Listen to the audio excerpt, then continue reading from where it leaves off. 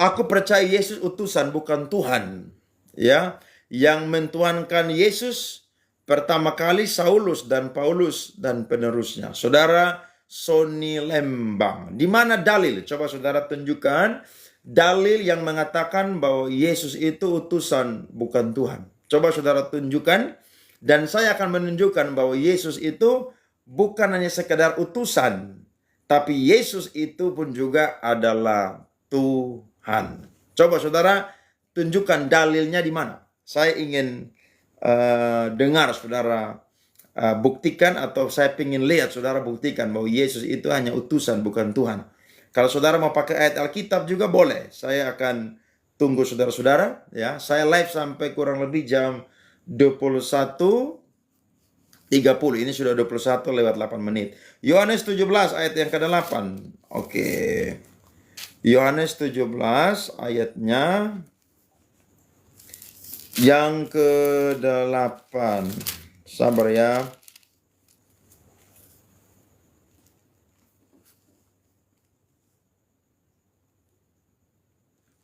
Oke, Yohanes 17 ayatnya yang ke-8. Sebab segala firman yang engkau sampaikan kepadaku telah kusampaikan kepada mereka, dan mereka telah menerimanya. Mereka tahu benar-benar bahwa aku datang daripadamu, dan mereka percaya bahwa engkaulah yang telah mengutus aku. Ya, saya menjawab saudara Sony Lembang ya. Saudara kalau mau memahami tentang Kristus, maka saudara harus tahu yang namanya tentang kristologi atau doktrin tentang Kristus. Doktrin tentang Kristus saudara dibagi menjadi dua. Yang pertama, sebelum Kristus berinkarnasi, ya, dan sesudah Kristus itu berinkarnasi. Jadi sebelum dia berinkarnasi, siapa itu Kristus? Dan setelah dia berinkarnasi, siapa itu Kristus? Itu yang perlu saudara-saudara tahu. Nah, saya memberikan jawaban kepada saudara. Jawabannya mungkin saudara udah tahu ya. Yohanes pasal 1 ayatnya yang pertama sampai ayatnya yang ke-3. Pada mulanya adalah firman. Saudara tahu konteks daripada surat Yohanes ini ditulis karena ini saudara-saudara membantah para pengikut-pengikut daripada Gnostik, orang-orang yang meragukan bahwa Yesus itu adalah Tuhan. Ya, yang mengandalkan logis atau logika mereka yang mengatakan bahwa Yesus itu cuman sekedar manusia biasa atau seperti Tuhan yang saudara katakan. Tapi saudara simak firman Tuhan ini. Injil Yohanes pasal 1 ayat 1 sampai 3. Pada mulanya adalah firman. Pada mulanya apa itu? Pada mulanya Tuhan menciptakan dunia ini.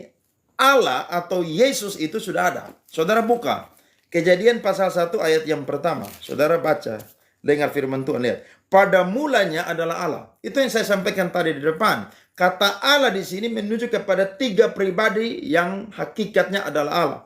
Bapa, Putra Yesus, dan juga Roh Kudus. Ini menggunakan kata Elohim di situ, saudara-saudara. Yang bukan hanya satu pribadi, tapi merujuk kepada yang namanya jamak atau 3 pribadi.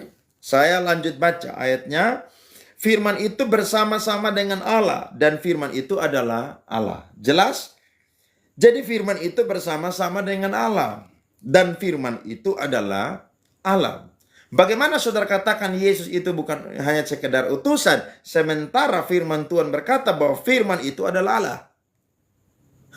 Bagaimana saudara bisa menjawab pertanyaan saya ini?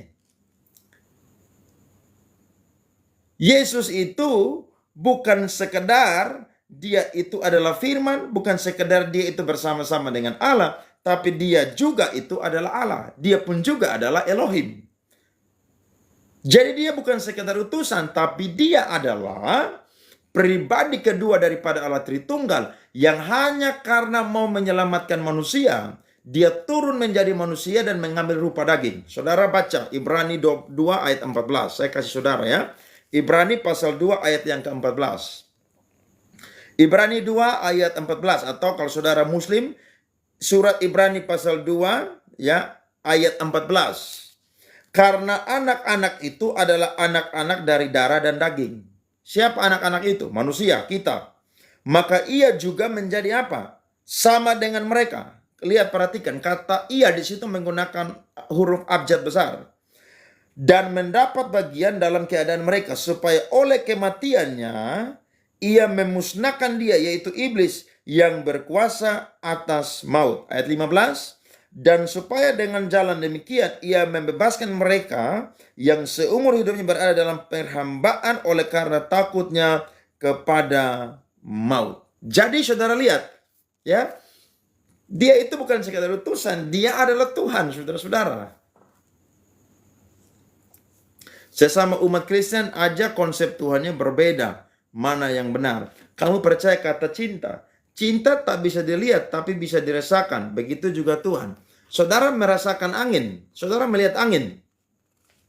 Ya. Saudara merasakan angin tapi bisa lihat angin? Tidak bisa. Nah, Tuhan lebih daripada itu. Justru dia tidak kelihatan. Dalam pengertian orang Kristen itu disebut Allah yang transenden. Atau Allah yang jauh melebihi apapun. Tapi karena manusia, dia turun jadi manusia. Dia menjadi Allah yang nyata. Allah yang bisa dilihat. Allah yang bisa diraba. Allah yang bisa merasakan keadaan seperti yang manusia rasakan. Makanya surat Ibrani mengatakan imam besar yang kita punya adalah imam besar yang bukan tidak merasakan kelemahan-kelemahan kita. Tapi dia pun juga merasakan kelemahan-kelemahan kita. Tapi yang berbeda adalah dia adalah imam besar yang sempurna. Yang tidak bercacat, berdosa, dan bercela. Jadi dia pun juga adalah Tuhan itu sendiri. Ayat yang kedua saya baca buat saudara. Ia pada mulanya bersama-sama dengan Allah. Saudara lihat. Siapa utusan yang selain Yesus bersama dengan Allah? Coba saudara jawab. Tidak ada. Musa? Tidak. Siapa lagi? Elia yang tidak mengalami kematian tapi diangkat hidup-hidup ke surga? Tidak. Siapa lagi? Henok yang tidak mengalami kematian langsung diangkat hidup-hidup naik ke surga? Tidak, saudara. Tidak ada satu orang nabi pun yang bisa bersama-sama dengan Allah selain Yesus itu sendiri, karena dia adalah Allah. Ya. Jadi saudara perlu untuk mengerti, karena kalau saudara tidak mengerti, maka saudara akan menganggap bahwa iman Kristen adalah iman yang buta. Iman Kristen adalah iman yang menyebalkan. Kenapa? Karena tidak masuk akal. Justru iman Kristen seperti saya katakan tadi depan, iman Kristen adalah iman yang objektif. Kenapa? Karena percaya kepada satu objek, namanya adalah Yesus Kristus. Dan Yesus Kristus bukan sekedar pribadi yang turun jadi manusia, menjelma sebagai manusia, tapi dia pun juga adalah Tuhan. Kalau dia bersama Tuhan, berarti dia utusan. Ya, saya menyanggah apa yang saudara katakan. Betul, dia adalah utusan. Tapi coba saudara sebutkan satu orang di dalam Alkitab yang pada mulanya bersama-sama dengan Allah. Coba saudara tunjukkan kepada saya. Tidak ada. Dengan demikian membuktikan bahwa sekalipun dia adalah utusan, dia pun juga adalah Allah. Kenapa? Karena dia bersama dengan Allah. Apakah saudara umat muslim dan saudara mengakui Nabi Ibrahim? Apakah Ibrahim bersama dengan Allah? Atau orang Kristen menyebutnya Abraham? Abraham bersama dengan Allah, Musa bersama dengan Allah, Elia bersama dengan Allah? Tidak. Yang bersama dengan Allah itu adalah Yesus itu sendiri. Karena dia sendiri adalah Allah. Tapi hanya untuk mau menyelamatkan manusia, maka dia turun menjadi manusia. Itulah hebatnya Tuhan Yesus Kristus. Makanya tadi saya kasih ayat kepada kita semua. Akulah jalan dan kebenaran dan hidup. Tidak ada seorang pun yang sampai kepada Bapa kalau tidak melalui Yesus. Nah, saudara bilang itu asumsi. Coba saudara kasih saya dalil. Ayat Alkitab lagi yang bisa membantah apa yang saya katakan. Tidak ada. Coba saudara kasih. Siapa utusan yang sebelum turun jadi manusia, dia bersama dengan Allah? Tidak ada. Tidak ada, saudara-saudara. Yang ada itu hanyalah Tuhan Yesus Kristus. Jadi betapa luar biasanya Tuhan yang kita sembah, saudara-saudara ya. Jadi kalau saya dan saudara, ya saya kasih saudara ayat ya. Yohanes pasal 3, saudara lihat lagi, saya ke saudara ayat. Saya ngomongnya tidak pakai asumsi ya, logika, tapi ada ayat-ayat yang saya kasih supaya saudara itu paham ya. Yohanes pasal 3 ayat 15. Dan sama seperti Musa meninggikan ular di padang gurun, demikian juga anak manusia harus ditinggikan. Anak manusia adalah gelar kealahan yang diberikan kepada Tuhan Yesus Kristus, supaya setiap orang yang percaya kepadanya beroleh hidup yang kekal. Jadi kalau saudara tidak percaya kepada Tuhan Yesus, saudara binasa. Ya, saudara tidak percaya kepada Tuhan Yesus, dia adalah Tuhan, dia adalah anak manusia, dia adalah utusan dan juga adalah Tuhan. Saudara mati, saudara tidak akan masuk surga. Percaya aja. Ya, saudara tidak akan masuk surga karena ini adalah ayat yang dicatat dalam Alkitab. Ya, karena begitu besar kasih Allah akan dunia ini sehingga Ia telah mengaruniakan anak yang tunggal supaya setiap orang yang percaya kepadanya tidak binasa melainkan beroleh hidup yang kekal. Perhatikan ayat 17. Sebab Allah mengutus anaknya ke dalam dunia bukan untuk menghakimi dunia, melainkan untuk apa? Menyelamatkannya oleh Dia. Jadi Dia datang diutus ke dunia ini bukan hanya sekedar diutus seperti nabi-nabi yang lain, seperti Musa, seperti Elia, seperti Elisa, ya, seperti Yohanes Pembaptis. Tidak. Dia datang untuk menyelamatkan. Makanya dia bukan sekadar utusan. Karena kalau dia hanya utusan, dia tidak bisa mati di kayu salib dan menyelamatkan manusia. Tapi karena dia adalah Tuhan, maka lewat kematiannya, darahnya itu menebus orang-orang yang percaya kepadanya. Sehingga ayat 18 berkata, barang siapa percaya kepadanya, ia tidak akan dihukum. Barang siapa tidak percaya, ia telah berada di bawah hukuman. Sebab ia tidak percaya dalam nama anak tunggal Allah. Ya? Oke. Oke lah kalau begitu lanjut apa yang begini. Oke. Ya. Iman Kristen tidak pernah memaksa orang untuk percaya kepada Yesus. Sebab iman Kristen perlu diresponi dari hati sendiri. Jadi Kristen tidak pernah memaksa orang percaya kepada Tuhan Yesus. Karena orang percaya kepada Tuhan Yesus itu karena Roh Kuduslah yang menyadarkan dia akan dosa-dosanya sehingga dia itu mau percaya kepada Tuhan Yesus Kristus sebagai Tuhan dan Juru Selamat. Terima kasih saudara bertanya dengan baik dan saya memberikan dalil-dalil. Itu yang saya katakan tadi.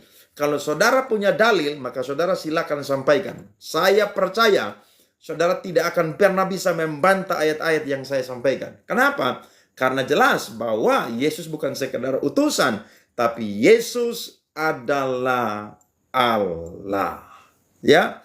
Saudara-saudara mungkin ada yang masih bertanya, saya punya waktu 10 menit saudara-saudara untuk bersama dengan saudara. Ya, nanti saya akan buka room. Kalau besok saya tidak sibuk saudara, tidak ada pelayanan, saya akan buka room untuk saudara masuk di ruang tanya jawab nanti ya. Jadi saudara bisa masuk sehingga saudara punya suara itu kedengaran kepada saya ya. Saya tadi katakan saya sudah lama ya, kurang lebih hampir 2 bulan saya tidak live karena kesibukan. Saya lebih banyak rekam video dan di YouTube saudara. Tapi ada banyak orang yang bertanya dan juga ada banyak orang yang mengajak saya untuk melakukan live saudara, sehingga saya ada waktu saya live. Kalau saya tidak punya waktu ya saya tidak akan live saudara-saudara ya. Saudara yang belum mengikuti, saudara bisa ikuti supaya ketika saya live saudara bisa terhubung dengan saya ya. Masih ada lagi yang ingin bertanya? Terima kasih buat saudara Ignatius. Jempolnya ada berapa? 5. Puji Tuhan ya. Puji Tuhan. Kalau saudara belum jadi Kristen, saudara silakan percaya kepada Tuhan Yesus Kristus. Tapi kalau saudara sudah Kristen, mantap, saudara mati, saudara masuk surga, saudara diselamatkan ya. Surga menjadi bagian saudara-saudara.